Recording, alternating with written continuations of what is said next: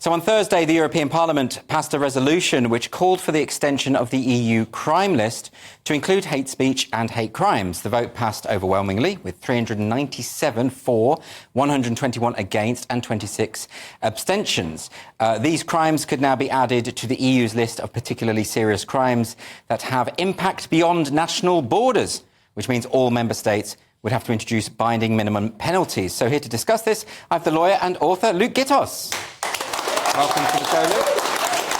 So talk us through this, because I was already under the impression that there are hate speech laws across Europe, in any case, in individual countries. Why is this different? Yeah, there are. So the change really is that the European Union have a set of minimum standards for what has to be illegal in member states in order to remain a member state of the European Union. So they have minimum standards that say, look, you have to make this illegal, otherwise you can't be a member state. Yes. And those are called Euro crimes, sometimes abbreviated to Euro crimes. And normally they were things like terrorism, human trafficking. And you think, well, fair enough, you know, you want to make those things illegal and keep them illegal, and it's perfectly reasonable to set minimum standards of that kind. Yes. This development means that hate speech will be added to that list. OK. Now, of course, that becomes a lot more problematic for a lot of people, because hate speech can mean different things to different people. I mean, you've spoken about this a lot on your show. And effectively what this development would do is pass a lot of power to Brussels to decide what is and is not hate speech. And it's right to see this, if I can briefly, without sending your audience to sleep, talk a little bit more about EU law, which I know is a difficult thing to say. No, but it's important that we understand. So yeah, so there's a thing called the Digital Services Act, which came in under a big part of Ursula von der Leyen, who is the President of the European Commission, under her policy platform.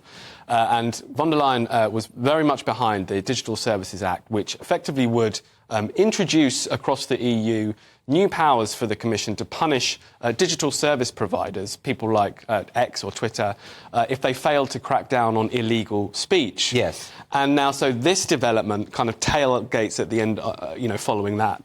And so what we're really seeing is the emergence of this new legal framework to allow the European Commission and the EU to be more involved in censorship. I mean, that's what we're seeing, the unfolding of a legislative framework that will expand their reach into more censorious activity.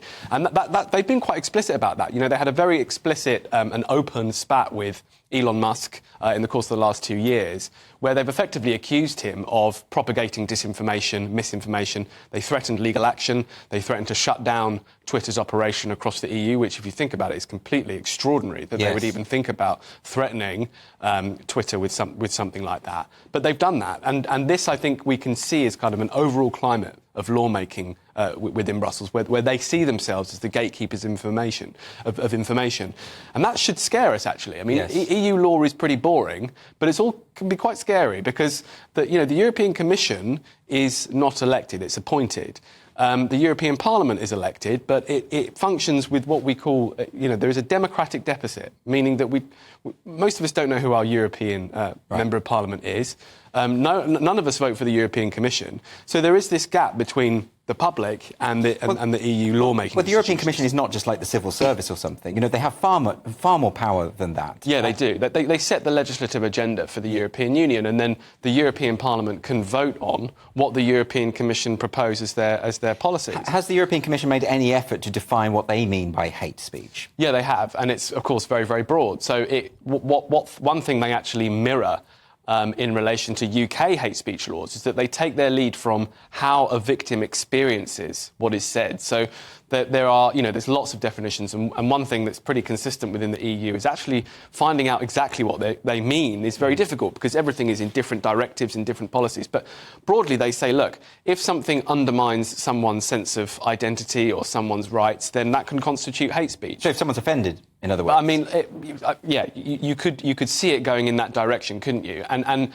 in this country, we've seen hate speech laws fairly frequently used to punish things like gender-critical ideology. It's been very involved in the discussion around gender, with people being arrested and interviewed by the police for saying things which are perceived to be transphobic, for example. And jokes, in fact. And jokes, of course. Yeah, absolutely. So I think the worrying thing is that when you take your definition of hate speech as to be, well, whatever someone experiences as hate speech, then really there is no limit on what can be criminalised. And when you add to that this is being implemented by a body that has not been elected and cannot be voted out, then you've got basically the ingredients for a kind of authoritarianism, haven't you? Well, I think at the very least, it gives grist to the mill of those who are sceptical of the EU. I mean, I voted to leave the European Union, and I did so because I believe in national sovereignty. And on an issue like speech, you know, on what we should be free to say, you might think hate speech laws are a good idea, you might think they're a bad idea. But I think if you're a Democrat, you should think that they should be elected and voted for by the public, and they should be critiqued by the public. And the public should have complete control over what is and is not illegal to say. Yes. That seems to me an absolute foundational issue for a democracy. So no matter what you think of the laws, you're right to say that the fact that the people introducing potentially very censorious laws not being elected, I think, is a real issue. Will EU member states be able to opt out of this? Well, as everything within the EU, there is politics involved here. And I think what we have to see, there is a culture war within the EU at the moment. We're currently approaching a very serious vote within the European Parliament, which may see Hungary taking the leadership of very, very important meetings. And, of course, that's causing some serious consternation because Hungary is often seen as an outlier within the EU. Yes. There are other countries that similarly just refuse to toe the line on particular issues, particularly around kind of culture war style politics. So countries can opt out, but that has consequences. Whenever you break the rules of the EU, there are consequences, and that can mean certain restrictions in how you participate. So the reality is that the EU often exercises soft power. It's not like they have legal power to change the rules or laws that a particular government passes. They don't have that kind of power, but they can. But they are influential, and yes. the fact that membership is contingent on passing certain laws or not is influential. Yes, but you mentioned this attack on free speech via the internet, and particularly the run-ins that the EU has had with Elon Musk over this. But then, on the other hand, in Britain, we have left the EU, so we are not subject to these ideas. However, we've just passed the online safety bill, which sounds an awful lot like it's doing the same thing. In other words, saying to big tech platforms, you have to be responsible for what appears on your site, and if misinformation appears there, you are liable. Yeah, exactly. So really, we're doing the same thing, aren't we? No, exactly. And the one thing that the right like to do in this country is blame the EU for everything and pretend that all of these are EU-specific problems. But, of course, national legislatures, our government, our parliament, are just as free to pass censorious legislation, and they continue to do so. As you point out, the online safety bill is an extremely serious threat to the way that we conduct ourselves online. So it's always open to governments to go as far and further than the EU in their attempts to curb freedom of speech. But is it not the case that we're losing this? You know, the EU are doing this. We've had Ireland are introducing this incredibly draconian hate speech legislation, which they can't even define. They don't even attempt to define hatred other than via a circular definition that brings you back to hatred, whatever that means. The Scottish government, of course, criminalising things that you say in your own home. Now, are we moving in the wrong direction, broadly speaking, across Europe on this issue of hate speech? I think the answer is probably yes. I mean, it's important to emphasise people, in case people aren't familiar with what the real problem with hate speech law is. You know, it might seem to people to be easy to be against hatred, but of course, often what we're talking about here when we talk about these laws is passing power to the police and to the authorities to decide what is and is not acceptable to say. So one thing I've seen in my own practice as a criminal lawyer is, you know, I have to actually attend the police station and deal with these allegations when people are hauled up by the police, called in for interview, called into a police station to account for what they've said in the course of a private conversation.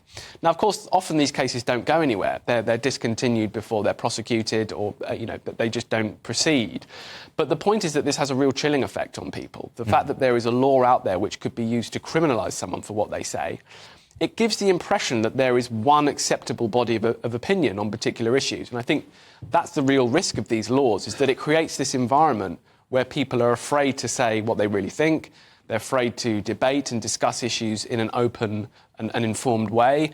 And people are worried to express their true opinions. And although we do see prosecutions in this country and elsewhere for what people say, we see people going to prison for what... I mean, I think we remember Count Dankula in Scotland going to prison for what he said. But he didn't go to prison, but was found guilty and fined. Sure, found guilty and fined for what he said. You don't see that very often. But what I think you do see, and I've seen it myself, is people being hauled into the police station and questioned. And that inevitably has a chilling effect on the way people talk about particular topics. I've spoken to many feminists in particular who have been visited by the police or dragged in. What they say is that the process is the punishment, that the experience itself is so off-putting. And this might explain why we haven't really been able to have a sensible conversation about this very important issue for so long in this country, because everyone's terrified to say anything. Yeah, quite. And then the kind of cultural impact of that is extremely serious. Yes. We have to be free to debate these topics. The law is a blunt instrument. It's an old saying, but it's a good one, in that it really should apply to the narrowest possible area of social life, because the more you expand the criminal law, the more you expand the way that the justice system intervenes in our lives, the less freedom we have to talk, to debate and discuss. And that means a restricted ability to hold people to account. And hold ideas to account, perhaps more importantly. This is exactly how bad ideas take hold. The more you allow them to simply exist without being challenged, the more that bad ideas can take hold, and we should worry about that in a democracy. Luke Gittos, thanks very much for joining me.